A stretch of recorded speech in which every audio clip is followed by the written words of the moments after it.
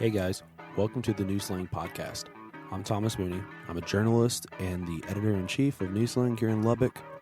I'll go and warn you from the offset that I really don't have like this great radio voice or anything, so you're just gonna have to bear with me with all the awkward pausing of this very first intro. I promise that we will get better at it though. It's just that it's just kind of weird talking to yourself in a room, in front of a microphone, in front of nobody else. Anyways, like I said, this is the very first episode, and in my opinion, it's really a hell of a way to kick things off. This first interview is with Evan Felker and R.C. Edwards of Turnpike Troubadours. It was about this time last week that we spent about an hour and a half or so at my buddy Parker's house recording this conversation. They had a show that night here in Lubbock, and it was the show was pretty phenomenal. I think that our conversation was pretty damn good too. I promise that I won't keep you too long on this little intro here. I'm not going to go full Mark Maron or anything. Just a handful of things I should probably get out of the way before I play the conversation. One, please go ahead and subscribe to the podcast channel that we've set up here on iTunes.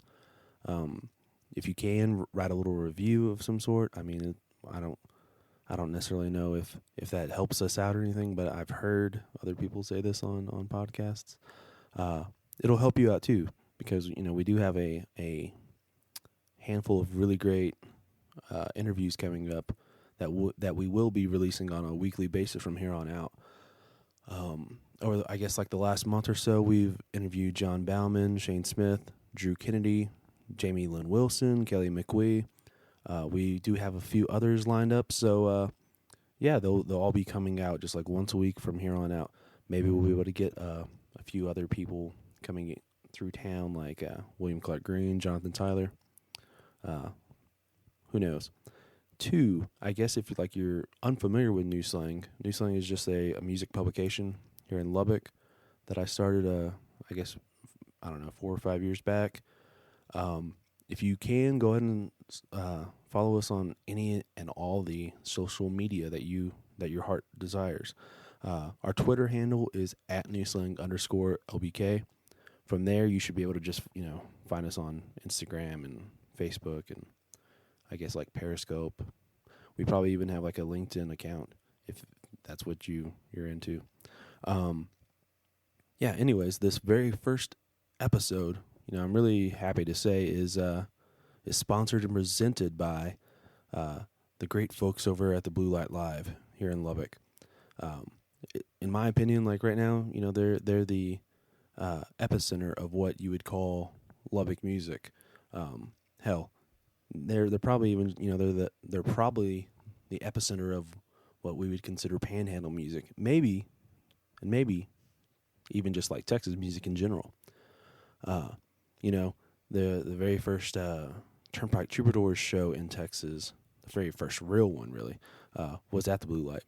And here's some trivia for you. John Fulbright played guitar for them that night.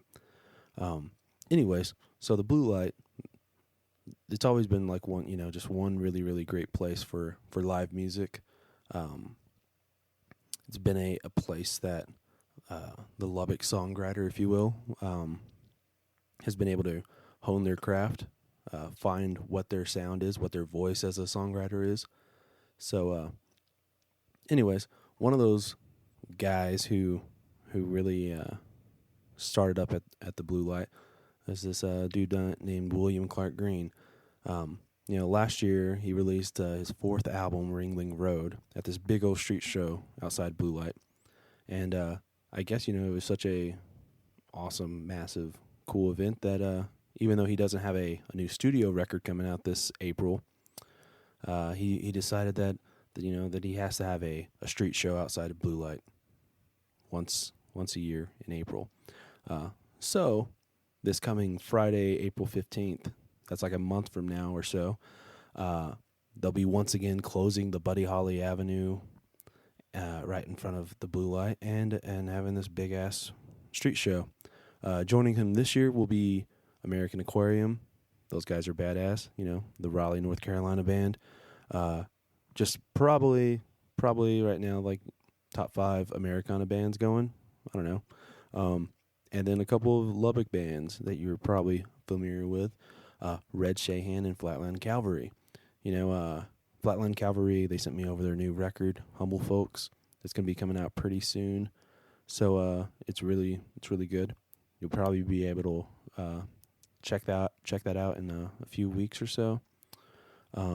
Anyways, I know like everyone wants to attend this big O street show. The easiest way to get a pre-sale ticket is just to go to the Blue Light website. It's at www.thebluelightlive.com. Just scroll on the side calendar until you see the April 15th date and hit buy a ticket. It's that simple. I think that like tickets are like $20 if you're over 21, $25 if you're 18 to 20. I'm not going to go and like rattle off the entire calendar of people playing Blue Light over the next few weeks or anything like that. So you should probably just check out that while you're on the website. Again, that's bluelightlive.com. I just messed that up. It's thebluelightlive.com. They have live music Monday through Saturday. One more thing before we get to Evan and RC. If you'd like to be involved in the New Slang podcast, either through sponsoring or presenting the podcast, advertising, if you will, just shoot us an email over at newslang.editors@gmail.com. Anyways, thanks for listening, and here's the conversation with Evan and RC. So this last album that you guys did, you guys reintroduced characters. We talked about this a little bit before about how I guess you're kind of like filling in holes of the Turnpike world. Yeah, absolutely. It'd been you look at like Terry Allen Juarez, and there's these characters and these loose stories that they've been through, and you look at the big one for me was the Nick Adams stories, the Hemingway stuff, because the characters are sort of the same, but not necessarily the same person. They're loose representations of them with sometimes the same name, sometimes not. And I thought that was really interesting. RC was talking about Stephen King doing the same thing, like a lot of the same characters live in the same universe, and it's the sort of comic book style canon of all these people living in the same sort of world, existing at the same time. I really like the idea of songs living in the universe the same way that comic books or movies or novels can, where they might not even be in the same song, but you live in the same world, and you might meet later in another song. Mm-hmm. Pretty neat idea. Yeah, and there's not really a whole lot of people in, I guess, what we'd consider Americana doing that. I mean, I think like you can kind of think of maybe like Jason Isbell with like the Drive-By Truckers having the same world. They've never really talked about it though. But yeah, this right here, you guys are gonna start. I'm assuming gonna start going back and telling more stuff that happens to these. Yeah, it's great, and it started with a simple story with like the character from the funeral, being based on someone real, being loosely based on this kind of ne'er-do-well character, and then you think, oh, what if he was around in this spot? What if he was around in that spot as well? And so to me it's interesting to sort of let them breathe a little bit more, because the characters aren't in a song, especially these little short story songs, they live and die pretty quickly, and but you've kind of put thought into the depth of what that particular character would do, and how much money he has, and where he lives, and how he sort of hangs out with his family. So why would you waste all that just on that one? You have to, instead of, maybe it's just kind of lazy, but or maybe you're invested in the little guy, maybe you want him to get another breath of air and get to see the world again, I like the way the Mercury plays out as a prequel, essentially. Yeah. And you can look at it like it's filling in gaps like before that story. Mm-hmm. Yeah, absolutely, yeah. Yeah. Well, part of that, though, is like, you fall in love with a character. How do you decide not to overdo it with said character? I think that it's really easy to overdo, and I don't know that I haven't already. You know, I worry about that. Yeah. But also, there's so much more stuff to do, right? Mm-hmm. And they haven't even done it. Like the characters in these songs literally do nothing. Like they're exactly in the same spot they were in to start out with every song. Mm-hmm. Well, I mean, like their arc is not complete. Like with you guys right now, with these characters, you know, everyone's maybe 2 songs in at most, right? Yeah. There's not where you've talked an entire album worth or something like that. But like at some point, do you think like, oh, you know, have you even thought about that? It would get tiresome, so I just kind of want to keep it to minimalistic stuff. And if people like the songs and kind of think that the characters are worth revisiting, or you know that they'd want to see what they were up to the next time, then I don't know.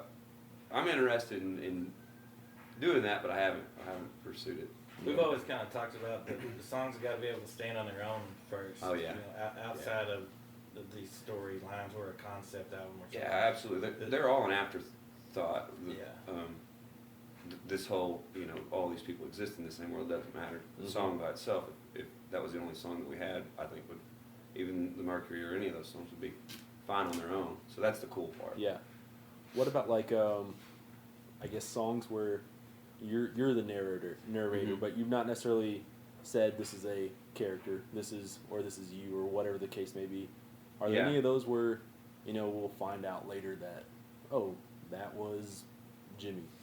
Yeah, or, you know I mean, something absolutely. Like That's where it is now. Like I said, it started with, you know, it started out with the funeral, and then, so I'm the narrator in something like, you know, Lori, a song, in most of those actually. Yeah. Other than the funeral, they're all written from first person. So yeah, I'm more or less a character in there.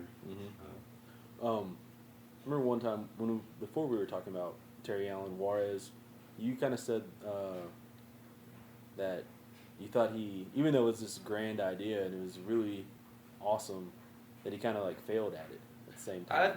I'm gonna get crucified in Lubbock for having said that. No, I didn't. I couldn't gather all up the entire story, and maybe that's me being a bad listener. But I tried really hard, and I'm talking about listen to it in every state of mind possible. Like listen to it over and over again. I'm still obsessed with the record, but I don't have this sort of complete, concrete narrative of what everybody's up to. I know that like 7 seconds in, 2 of the main characters are dead already. You know, and so like. That's a lot, but it gets you in. I guess it gets you sucked in. It's such a bare bones story in a way, because you know he's the music aspect is just him and piano. And absolutely. I think that's it. There may be a little bit of acoustic guitar. There's acoustic guitar and maybe accordion. But yeah, like there's really it's not a full record by any means. So I think that kind of in talking with Terry, like he's kind of said that. You know, he wishes he could re-record that record, or you know, he's not finished with the idea, the state of mind of what Juarez I like is. it. I think I lose track at some point in time at the same spot every time, and it gets farther along like every 10th time I listen to it. So to say that anybody failed is probably a little bit presumptuous, because obviously I haven't ever done anything like that. But it still draws you back. So it's a great record, right? I mean. And I'm still mildly obsessed with it. Yeah. One of the things that always draws me to y'all songs are the idioms that you guys use. I think like, you know, just the how they describe life, thoughts, like as far as what you think. You can sum up so much in an idiom that you don't have to tell the entire story. You can just do it with just this one line so well.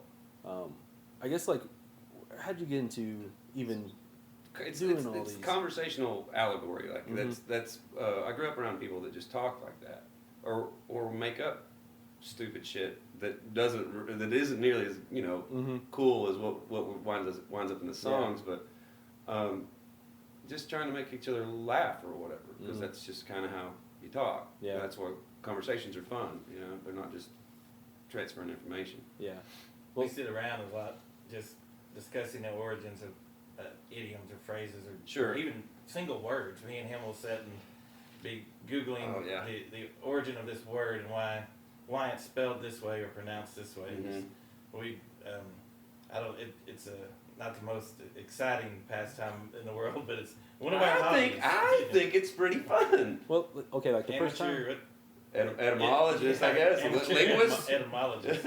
The first time I heard the cultural linguist. Careful how you say that. Everybody wants to be Hank Williams. They don't want to have to die. That was a friend of mine really said that. The first time I heard that, I went straight to Google to see if that was something that had been said 100 times, and obviously. Yeah, Stevie Don Morgan. So those guys I grew up in Southeast Oklahoma, and they go on these big trail rides. Like, everybody's got, inexplicably still have wagons, and so they're messing with this stuff, and it's a ton of work getting all these animals ready and getting everything hooked up, and it takes 5 or 6 guys. Well, you get everybody getting everything ready. Well, they start drinking beer, wake up late, whatever, and it happened to be one of those mornings where Stevie Don's out there like harnessing mules by himself. He says, "Where are some of these sons of bitches? Everybody wants to be Hank Williams, nobody wants to fucking die, Well, it sums up so many great thoughts. Yeah. On my first thing I thought was, it sums up like the music scene, like where a lot of people want to. It's wanting greatness for nothing in some manner too. So I look at it in that way in the world that we live in. I see that sort of parallel to what he was talking about. Definitely apply it to anything. Absolutely. It could be, going on a mule ride. Sure. Mm-hmm. Sure. Yeah. Okay, so that song, I think, Long Drive Home, I think that song is one of the best you guys have written. Sure, thanks. And to me, it goes into all these just different things about music, about life, where, it kind of starts off with about, I guess, family relationships, or like any kind of romantic relationships, that aspect. Then in my opinion, it goes into even what you guys are as a band, like the relationship between you guys and the band, like, that we were in it for actually the music and not for the praise and the... Sure. I guess, like, can you talk a little bit about writing that song? I hate that question, but... I was in Stillwater at the time, and I had this really cool hip musician girlfriend at the time, and this was way back when I started it, like on the first verse, and anyway, she had this awesome apartment with like hardwood floors on it. Anyway, and she traveled, and I was just playing like around Stillwater at the time, and sort of sad sap about getting left, and we didn't travel much at that point in time, and anyway, I'd gone to Kansas to see her. We broke up because I was being a spaz, and she was, cool traveling lady on the road. And so I wrote it initially about her coming back from Lawrence. They played with Dawes and Delta Spirit, so I got to see those bands. It was just a weird turn of events, and I was coming back from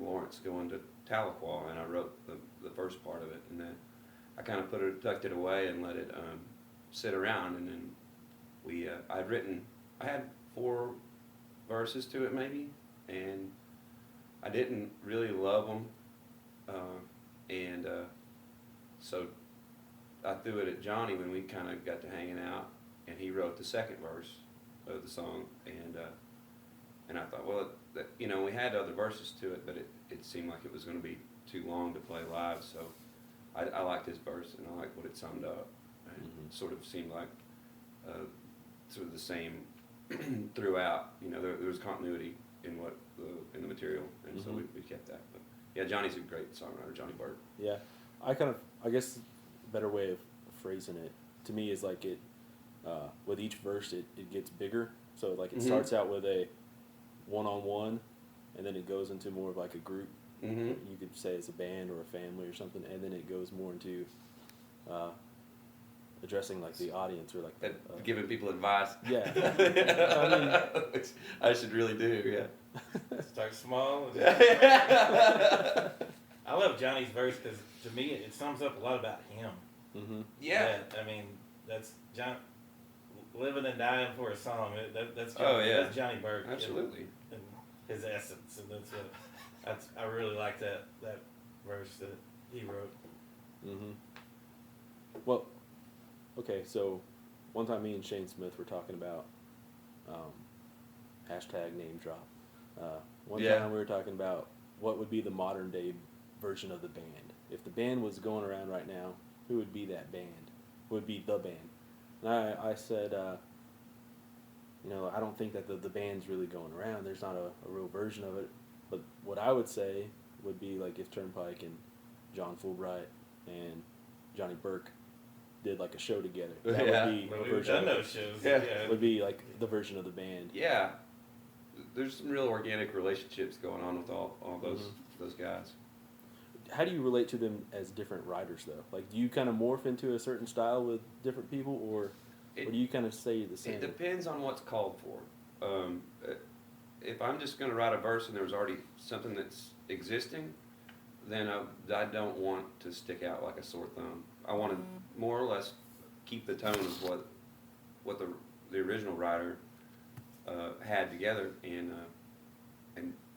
just make it look like it was written by one hand and one mind. That's the best co-writes in the world always look like. They don't look like 5 individual dudes all just sort of threw some stuff at something. That's egotistical, and it's not a complete work to me. It's so you do you do your fucking job, whatever it is. You guys in Oklahoma have developed this culture, I think, right now. As far as, well, I mean, like a lot of these songwriters coming from Oklahoma have, in my opinion, done a better job of describing small town life, describing, like, I guess, real shit in life, real world problems, like Fulbright, Parker Millsaps. Yeah, Parker's awesome. I guess I've listened to a couple of songs off that new record that he's had, and I don't know, like what is it about Oklahoma right now that is developing these rich songwriters? I think it's really appreciated right now in Oklahoma, just the songwriting is, and striving to make original music. That's the thing that you don't find everywhere you go, and I don't know that you always can find it in Oklahoma, but right now it seems like you really can. Mm-hmm. And there's a lot. We were talking about Tulsa earlier today. Ev was just the amount of dudes just out playing music every night in Tulsa. It's just mind blowing and really fun. Like really good musicians at these weekly gigs all over Tulsa. Without pretense, without anything, you're just walking in and seeing people that are great musicians play cool songs. Yep. Like and no attitudes, no egos, just really cool people who care about making music. And I think that kind of fosters the growth of bands and songwriting, and absolutely. That's how it's gotten there. Like you go in one of those places like the Colony, and it's like, I have the worst attitude in the room. Like, it's me. I'm the problem. Like, I'm gonna lighten up and we're gonna have some fun. Like it's really neat when somebody like a musician comes to Tulsa. You'll go and watch them, and the crowd will have all your friends will be there. I went Shiny Ribs was in Tulsa Saturday. We were off. I went. Fulbright was there. Tovar was there. Bo, Paul Benjamin, just everybody who could get there. Or Jared and Tyler and all those guys. As soon as they get off, even if they had a gig, as soon as they were done, everyone just kind of flocked there because it's just a great scene and community they have going. In Tulsa especially, we never really got into the Norman one too much, or I didn't. You were probably around it a little bit. I played some gigs, but I didn't ever. I wasn't around. I didn't know everybody. And they have their own one too. Yeah. That's kind of more where Parker and them probably came from. But we're not as familiar with it. But I think it's kind of from what I can tell, it's a similar situation. Mm-hmm. Well, I think like just being from here, from Lubbock, from Texas, I think we always do this thing where you know, in Texas we have these little scenes of, you know, Austin, Dallas, but then we just kind of like, for whatever reason, sum up Oklahoma as just Oklahoma. Everyone knows. Well, but it is that. Well, there's more people in Dallas than there is the whole state yeah, of Oklahoma. but I think like what you're kind of saying though is like there's these little scenes, and that's what honestly what makes all these great songwriters, because they're in their little, in a way they're in their own world. Absolutely, they're describing what and playing in what is I guess unique to them. You know, I don't know. It's kind of like the Galapagos Islands. You know, where like, you know, everyone kind of develops their own. Go back into natural selection. We already had one debate about this. Monkeys using sharp rocks. Well, you know, what was I gonna say? Oh, I know. Like, okay, so, you know, how do you? You've grown as a songwriter as far as knowing that you've gotten better. But how do you know when a song, like, okay, like that Long Drive Home, you had that first verse and you had verses of it for a long time, but then you just put it away. Yeah. How do you know like when to bring something back out? I'm terrible. I'm the terrible person to ask, because I'll keep stuff laying around for years. I have to actually quit doing that sometimes, just because I wind up not like brooding over a material for so long that I don't have a lot of material when it comes record time or whatever. That's one of many reasons. But so I have to quit doing that. I have to just look at it and get one finished, and it's finished, and move forward. You know. Mm-hmm. But once it feels good playing it, and I think everything lands right, then I call them done. What about you? Like, as far pretty as similar. I'm pretty bad about, you know, like, no, that ain't done. I don't know what else it needs, but it's not done yet, and then letting it sit around, and you might revisit it later and come up with something. You might think it's done, and then you'll be playing it. No, this just ain't right. It's not good enough, or you know. We're our own worst critics by far, and just I think we're very picky about what we put out, and I think that's kind of another reason that maybe not as, I don't know, prolific as we could be.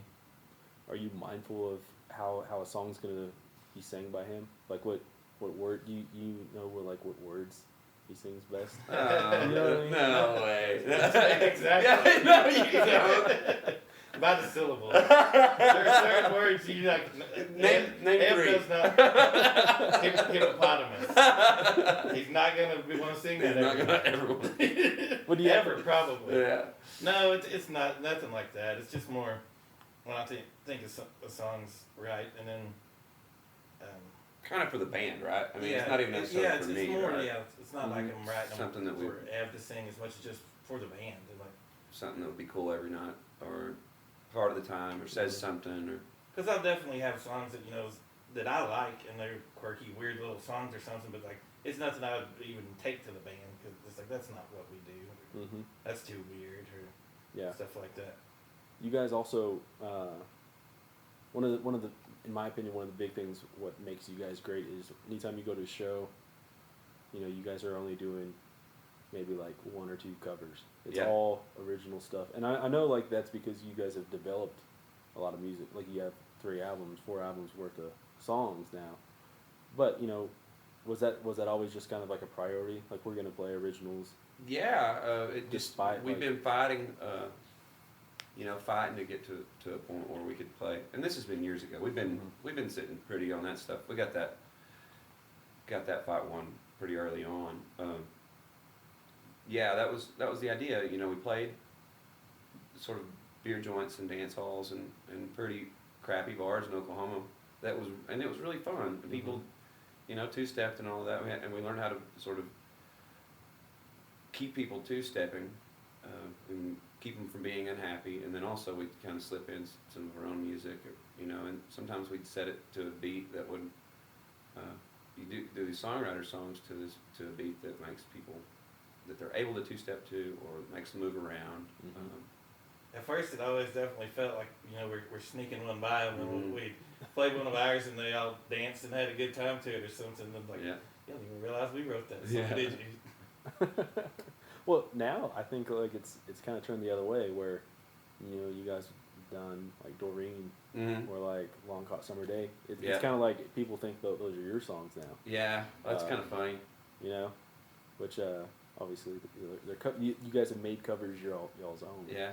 Uh, I talked to, I feel pretty good about those two songs. Like, I talked to Byron Burline, he's a fiddle player. He played for the Flying Burrito Brothers. He played on Let It Bleed. yeah. He played on Country Honk, like the version of Honky Tonk Woman that's recorded outside. Yeah. Had him stand out in the street Yeah. while Phil Kaufman drives by honking the horn back and forth during the take. That's that honk that you hear. So, anyway, he was also buddies with a lot of people in the bluegrass scene, and he actually knew John Hartford. And he comes and plays with us. He played on our last record, and happens to be a really good friend of the band, mentor in a big way. And he said, man, Hartford would have loved you guys. He said he'd have loved you doing that song and all that. So that's pretty cool. And then, I mean, it makes you feel good and doesn't make it feel like you're, I don't know, not doing it well enough. Yeah. For the legacy. Yeah. This new record, obviously, you guys recorded it out in California. You guys had a good. How long did you guys record it? How long did you work? Like a month or something? Something like that. 4 weeks. I mean, like that's a big difference from the first albums, as far as. Oh, it was torture getting those first albums done. Yeah. A lot of people don't know that, but the first record, I guess we just finished working day jobs, or I had, and I was,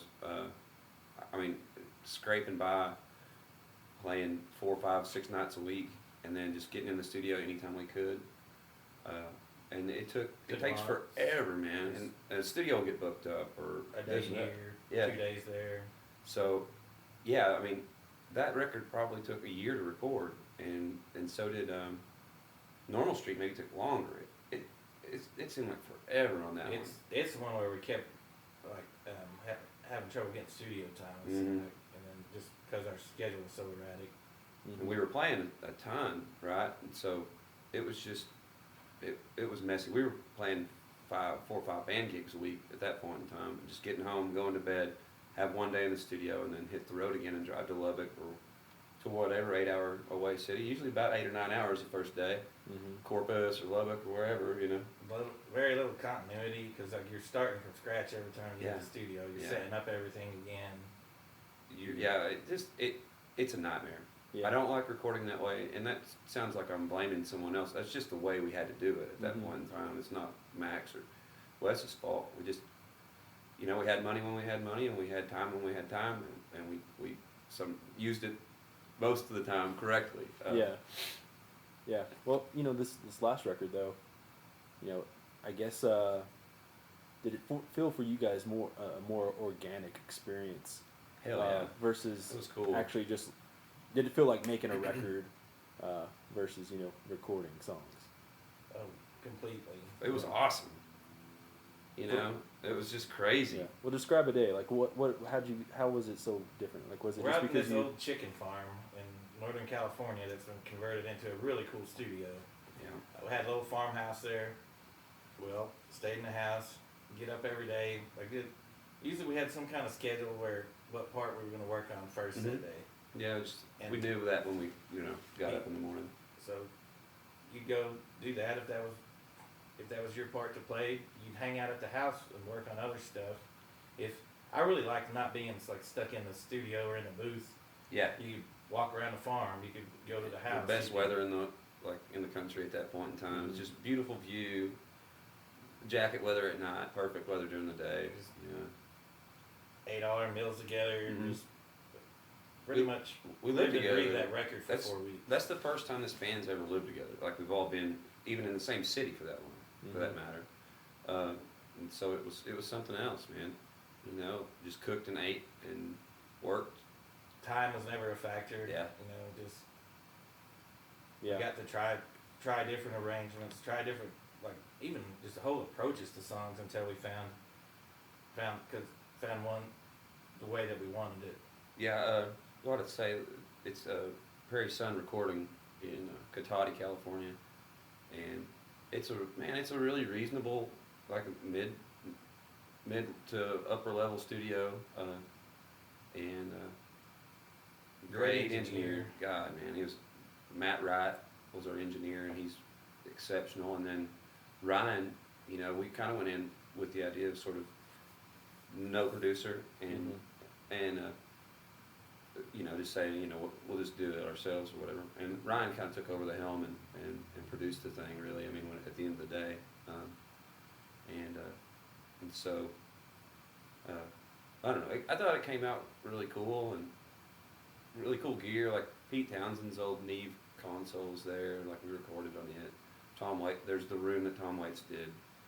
Captain Beefheart's P-Bass. Yeah, that was crazy. Yeah, Jesus. I didn't even use it. I liked it too much. I used it for the whole thing. Okay, on the new record, like Bossier City and Easton and Maine crept back in. I guess, like, how did you guys come to decide that those would be... See, I got flack about this from some people, like fans and stuff, because they, in their mind, it came across as lazy, or and they're mad because we haven't done a record.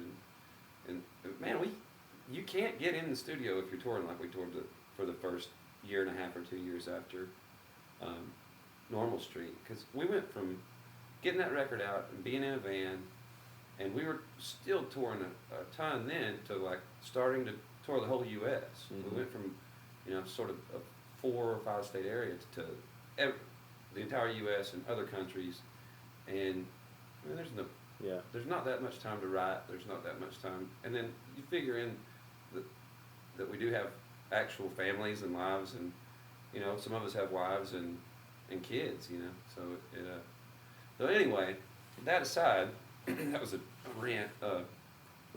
We play those songs live, and Bossier City was, as much as I love that, was RC and I are the only people in the band that were even on that record, and we've had a steady lineup now for like 5 years. So it seemed like we should, because we play them live every night. Yeah, and we wanted to do. They've been staples of the live show all along. That record is not the best quality in the world, and no, it's just kind of that garage. I mean, and I love it. It's charming and we were out of quirky this way. It was out of print for quite a while too. There might be some coming now, but and so it was out of print. We play those songs every night. People ask for them. Where can I buy, Bossier City or Easton and Maine? It just felt like a pretty logical thing to do. And the big scheme of things too. I mean, you look at a lot of new people checking out your stuff. Yeah. You want good representations of that. So like the diehard fans, sort of, that we're lucky enough to have, that you like the original version because that's what you like, but it's going to be hard to get, harder to listen to for this entire whole country checking it out. That very first record, that Bossier City, was recorded in like a home studio in the back of this like old folks dance hall, which was kind of a guy was living in it too. Kind of his ass. He had a bed in the studio. Slash bedroom, and then that's for what, $500 or something? Something like that. Just a day or two. That's what. Somehow Fulbright had buddied up with those people. Yeah. And that's how we ended up there. And the guy had some awesome Lubbock ties. Yeah. Larry Welburn was kind of helped co-produce that record. Played with Waylon and Buddy Holly and the Crickets and everything. Yeah, he's in like. We went to the museum. There's pictures in there. Yeah. Oh yeah. Yeah. I got one of his guitars actually wound up with it. His brother had a music store there, and he pawned it at some point in time, or not pawned it, but had him sell it for him. And actually lost it to RC for a while, and I have it back now. It's an old SJ Deluxe, like a '78 model. Pretty cool. My thoughts on Easton and Maine and Bossier City being added on were that old fans would go, oh well, we already have this recorded, and just obviously just love the old version, but at the same time, this new record was going to be presented to a lot of new people who had never heard of you guys. That was the idea. And I think that me listening through, whenever I guess Bossier City comes on first, or is it East? I don't know which one comes on first when you're listening to the album, but Bird Hunters.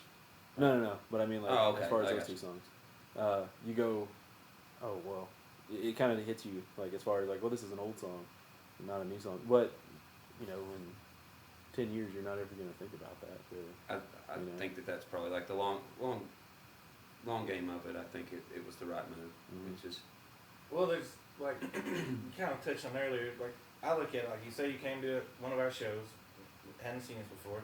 Your favorite song that you heard was Bossier City or Easton and Maine. Well, so and before you buy the whole album, you're just going to download one song. But what if all you could look up was that old original crappy recording of it? Yeah. You're going to think our whole album is that quality, sure. and then maybe not listen to the rest of it. Mhm. Now you'll have a modern version of it. That record was barely mixed, never mastered, Yeah. nothing. I mean, it was us goofing around more or less. And just so it was like, let's get 10 songs together that we can, sell it. Yeah. That shows, so we'll have something that people will remember us by a little bit. Yeah. How do you relate to the old songs now? That like some of them are, good. I like all of them still. I like them. Yeah. Do you look at things differently on anything specifically, like any song or any? Not necessarily that you wouldn't think that or you wouldn't write that now, but like do you go, oh well, now I think about this about a certain line. I don't know. Yeah. Like that Three Rivers song, I think about it, like, that was my, like, socio-political wannabe John Prine, and it sounds a ton like Paradise, and, and I was just learning how to write those kinds of songs at that point in time. I like it. It's a confused young man who doesn't really know who to be mad at, and the world's changing around him a little bit. I wouldn't write it now, Yeah. And we were. Yeah. That's what we were talking about earlier about that whole advanced theory. Yeah. There's this little part in there about REM, about how the reason REM relates to like everyone between the ages like 15 and 20 is because their songs aren't really about anything, but any 15 to 20-year-old will think, oh, that's about what I'm pissed off about. Yeah. And like it can morph into anything. Blanketed anger. But Well, that's how, why you're drawn to rock and roll, and why you're just mad. You don't even know why. You're just mad. I like to just appreciate what they are, and what we were, and like not really dwell on like what we should have done different. Like I think they're cool. They are. That was us back then. I sloppy as hell, just trying to figure out how to do anything, and we figured some stuff out. Taking a lot of shots in the dark, and I think that's commendable. Mhm.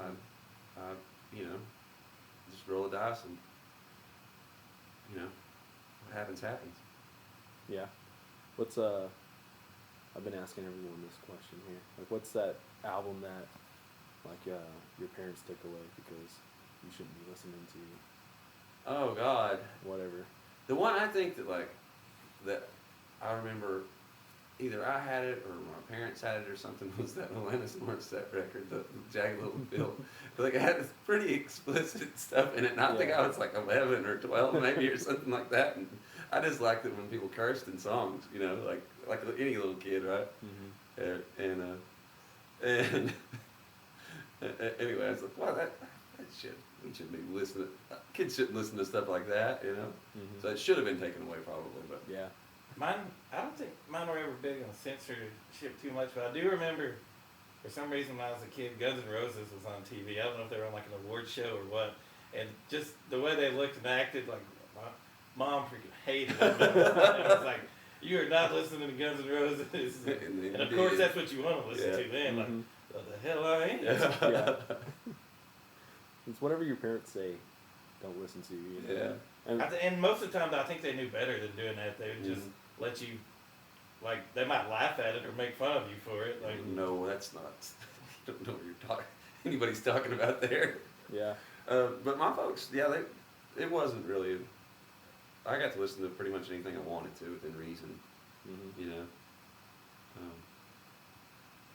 and I remember listening to a lot of country, like a lot of George Strait, which was, all that stuff was still, he was still just, kicking out #1 hits all the time, him and Garth, and all the people in that era of the 90s that were just on the radio. That's what we listened to the radio, and we watched VH1 or whatever, and top MTV layer of culture. Yeah, but that's all you got, and then you got old records, and that's kind of, for a while you like them when you're a kid, and then it's like for old people, Marshall Tucker's for old people,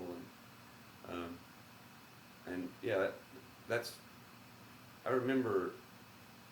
I don't know. The world got pretty broad once you started introducing Steve Earle and all that stuff. And this is cool, This isn't just some guy heartland rocking. It's really good. Yeah. I can remember, like, when a new Garth or a new George Strait record came out, like, Dad would, like, buy it that day after work and, like, come home with the tape, and, like, the whole family would sit around and listen to the new Garth album. We talked about that. The new George time. Strait album. Yeah. Because it was like, family, we were all excited to hear it, and, like, you heard maybe the singles and stuff like that on the radio. That's I don't know that people do that enough anymore. Well, you don't. People just buy singles, Yeah. Well, yeah, or they download it to their phone and listen to it. Yeah. There's a little bit of loss in translation when you don't have to go out and buy it at a store. Yeah. You're not getting an actual, physical copy of whatever it is. I think like Garth Brooks is severely underrated. Like absolutely, like a ton of those songs, which he wrote, or at least co-wrote, Much Too Young to Feel This Damn Old, and that is a killer song, like one of the coolest songs, but one of my favorite of all time. And there were all those cool like concrete narratives back then. Country music was still that, and those things were like #1 hits. I don't know about Much Too Young, but some of them later on were definitely that. Yeah. It's interesting. I don't know. Like to me, 90s country, other than like, I guess George, Garth, and Alan Jackson, there's just like pockets of people, like I don't know, like Tracy Lawrence. I was going to say Tracy Bird. Tracy Bird's gonna play at Charlie B's in a couple of weeks or something like that. But they only had, they really only had the limelight or the spotlight for a 4-year period or something like that. I don't know, man. I don't know who wrote Time Marches On, but that's a cool ass song. I remember I got that CD, like I wanted it. The first concert I ever went to was Tracy Lawrence in Foreman, Arkansas. It's right down in just across the border from McCurtain County where I grew up. So we went out there, and that was the first real concert I ever got to go to. How old were you? Oh, probably 14 maybe? Yeah. 13? Something like that. Yeah. Hanging out with older kids, sneaking wine coolers and shit, yeah. I think the first Zimas to the wind. Hell yeah. The first concert I went to, I was, I don't know, like 8, but it was the Mavericks and Mary Chapin Carpenter. And that's a pretty cool concert. Man, to me, like, okay, it's still, like, I still think of that as like a memory, So it obviously had an impact, but like, what was did you have anybody, a record from the 90s that you just was like? I thought the first concert I really remember is the California Raisins. But like racist. I did not create them. I was just a fan. You're here to tell me that you did not create the California Raisins. Yeah, I go on record saying I did not create the California Raisins. I was a little kid behind a Hardee's. But the first, like, as far as like really watching a live band, and my dad had some friends who were, some really cool, like, they weren't even local. They like toured regional country bands, and they would play some shows at like some parties and stuff that I got to go to when I was pretty little, and I thought it was the coolest thing ever, just seeing a live band and hearing everything, and like seeing people play the drums and guitars and stuff like that live, and people dance and have fun too. That definitely had a big influence on me, like getting to meet them all and stuff. They were just my dad's like friends, but that's what they did. They played in a band like that. That's probably one of my favorite like real concerts, other than the Raisins. Mm-hmm. Yeah, Well, I think that would probably have a big impact on how you thought about music, as far as it being around. Because me growing up, my parents didn't play music. I didn't. So for the longest time, I just thought of, if you're a musician, you either failed or you were George Strait. You know? That's it. There is no middle ground in your Yeah, it mind. definitely like lets you know that there's. You're like a burnout, you're like a loser, or you're the richest person in your top tier, and there's nothing in between. Millionaire. Yeah. But obviously, there's all these different levels Every of different level. Yeah. of musician. Like, when did you have a moment where you realized that like being a musician, being a songwriter was a real thing that you could do?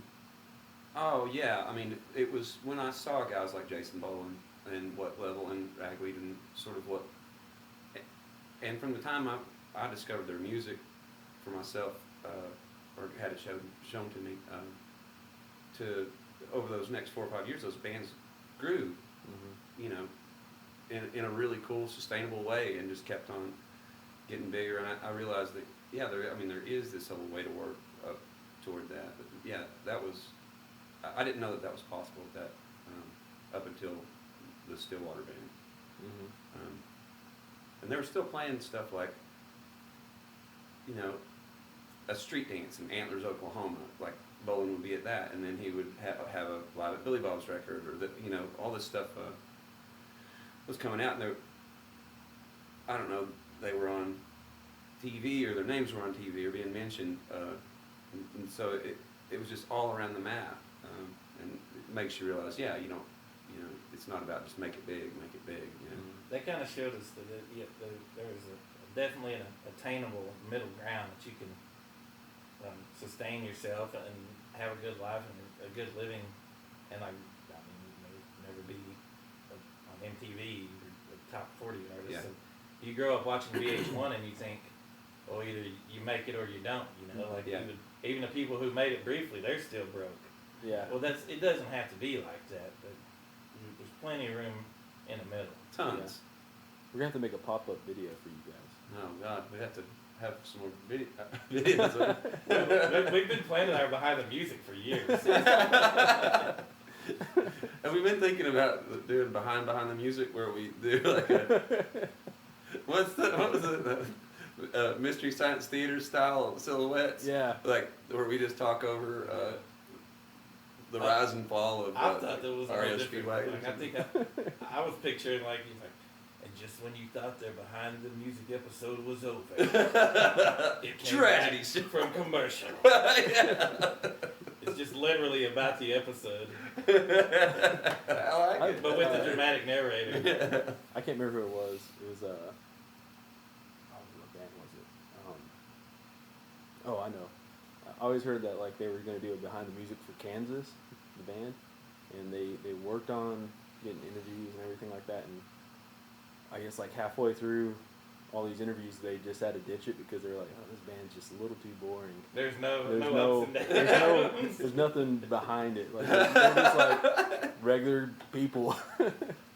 But Kansas at surface level. Just like Kansas. You're saying the behind the music fit the name, just ditched it. yeah, Not that exciting than the band name. No. no. Kansas. What What were they thinking? what throwaway names did you guys have? What names before Turnpike Troubadours did you guys go? And Oh, mark off you had those? RC had more bands than me. The Awesome Possum Band was my honky tonk. This is really the only band I've ever Yeah. been in, you know. Yeah, but were there any? Oh other, yeah, like any other like names that you something guys like decided? probably like Whiskey Trip or something. You know, like the first thing you come up with. I can't remember what all of. Let's see if we can get a sponsorship out of our name. Yeah. We're waiting on the Turnpike Authority to sponsor us and never did. They can't even sponsor their own road. Pay some tolls. Yeah. But yeah. I guess like this would be a good time to about wrap up. But Yeah. I'll go and give you the floor on this. I want to just put this as an open question. You came under a lot of criticism Oh, at the yeah. beginning of the year. Yeah. Yeah, man. I'd literally I started I drank too much beer. I got into a situation where I was at home a lot, and you know, I'm kind of off in the middle of nowhere, and I grew up around a lot of people drink beer all day, do stuff, whatever, and I started drinking too early, and just I got away with it for too long, and just drank every day for too long, and like so, suddenly you eventually get to a point where like booze starts to affect you really weirdly, like especially once you drink. That little 3-year bender I went on kind of started catching up with me, and so I had to tone some things back. And yeah, it's really really embarrassing and really enlightening too. That having had that happen, especially at those 2 particular shows, had it been some show in Kansas or some show wherever where it wasn't quite such a fanfare, it probably wouldn't have gotten as much heat. But I'm glad that it did. Because it's eye opening, and your head can get so far up your ass so quickly when you're drunk that you don't really realize how ineffectual you're being, and you get sort of to thinking that it doesn't matter, it's a bar show, whatever, this or that. Well, it does matter, and like I say, I'm glad for it, and doing good, and we've been playing. Hell, after that, I think we played some of the first sober shows that we've ever played. No, he took all the heat for it, but I mean, it wasn't just him. We were all getting sloppy, and then for the same reasons, we've just been. You get on a bus and there's booze all the time, right? And, yeah. And you think you can handle it, and you eventually can't. It's a good wake up call, like you, just. And then we all kind of got out and got our act together. And it's reflected through the shows. Oh, absolutely. It's, and music's really fun, and it's not really just about getting trashed, and it was, but it's just funny to me that it just progressed very slowly, and as we started out in the bars, drinking all night, raising hell. This whole idea of like kind of rock and roll to it that you sort of romanticize, right? Yeah. And it's just kind of stupid, Yeah. Well, that's one of the things I thought about whenever, I wasn't at these shows or anything like that, so I wasn't gonna comment on like what was happening on stage. But one of the things I thought of was, we've, as far as like Texas, Oklahoma, what you would consider Texas red dirt stuff. The culture has revolved around so much about drinking and partying, and fans have they've rewarded bands who sing about drinking, and so it becomes a entire culture based off of the party atmosphere in a whole lot of ways. And I'm not saying that's like an out or anything like that, but you gotta take responsibility for yourself, But at the end of the day, it's easy to. It becomes very strange when like somebody's like, "Here, drink this shot of whiskey," or whatever, and then they're mad at you if you don't. They're honestly like a little bit mad or sort of embarrassed if you don't drink with them. Yeah, you're rude if you don't.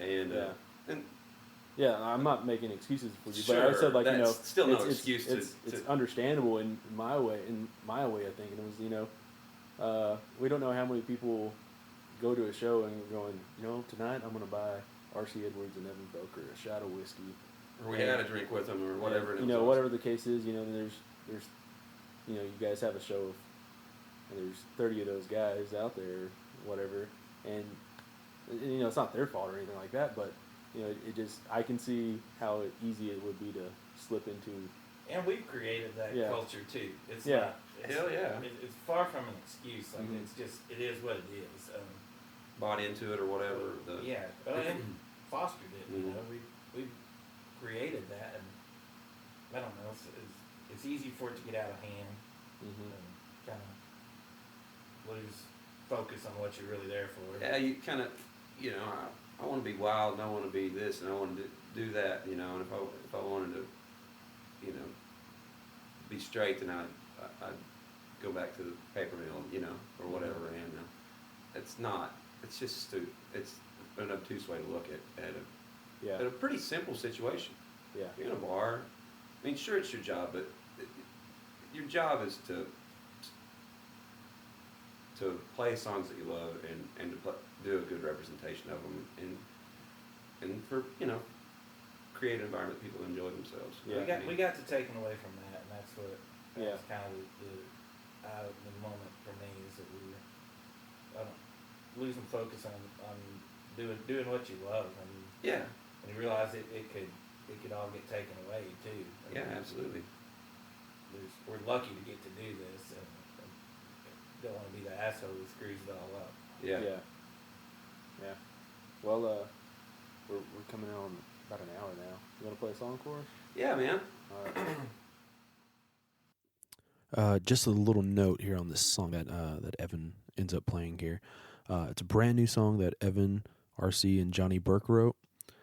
Evan said that they spent about a week together, just at Evan's house, just doing some, like, you know, farm and country work kind of stuff. With just a little bit of songwriting mixed in. This was back in January. The song is called Mockingbird, and Evan said, you know, it was the first time that he's played it for anybody outside the band or Johnny, and he ended up having to, like, write down the lyrics in a little notebook that I had, just to get it all right. I think he played it like 3 or 4 times, getting further along in the song each time. It's honestly kind of a cool little interesting thing to see the process that up close. You know, like, who knows if this version of the song ultimately ends up on a Turnpike or a Johnny Burke record, but at least for a moment, this is the version of the song. Again, it's called Mockingbird, and it's brand new. Here it is.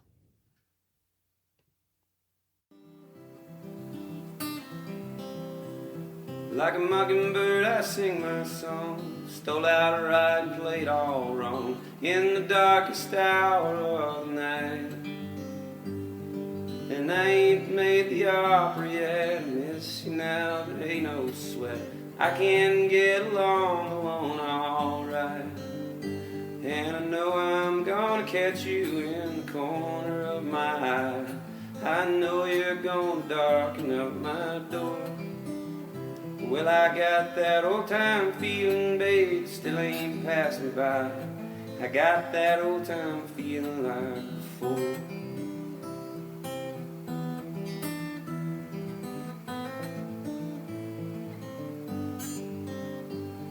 City lights and pretty clothes, silver linings wrapped up bows, autumn leaves and fall and winter snow. I'm still hoping where you are, they all think you're a movie star, 'cause you are the most famous girl I know. Well, I'm the same old me, you know, messing up the status quo, trouble all the way up to my neck. And I can keep it fresh and new until you catch me 2:30. Just about that time I may wreck. And I know I'm gonna catch you in the corner of my eye. I know you're gonna darken up my door. Well, I got that old time feeling, babe, it still ain't passed me by. I got that old time feeling like before.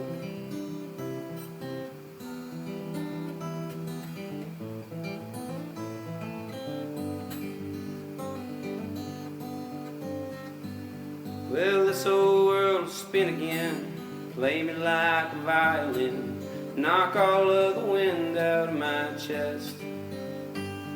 Well, I don't mind you playing me, just keep it in a major key. Now you're waking up, and I should get some rest. And I know I'm gonna catch you in the corner of my eye. I know you're gonna darken up my door. Well, I got that old time feeling, babe, it still ain't passed me by. I got that old time feeling like before.